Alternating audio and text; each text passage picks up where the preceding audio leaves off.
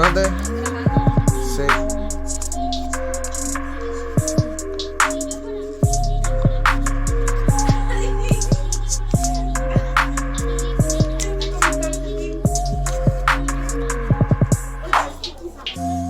Eso es ridículo, Charlie Brown.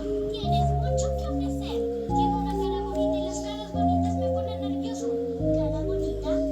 ¿Cara bonita? Yo tengo una cara bonita. ¿Por qué mi cara no te pone nervioso? ¿Por qué conmigo sí puedes hablar, Charlie Brown? Solo necesito el secreto para conquistar su corazón.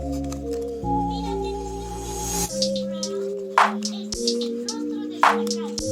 Una clásica cara de fracaso. ¿Crees que las niñas sufren fracaso, Charlie Brown? Pues no. Las niñas buscan chicos con éxito comprobado. ¿Has ganado algún premio? ¿Como una medalla de honor del Congreso? ¿O un premio Nobel de la Paz? ¿Tienes propiedades inmobiliarias? ¿Inversiones en el mercado de valores? Déjame contarte un pequeño secreto, Charlie Brown.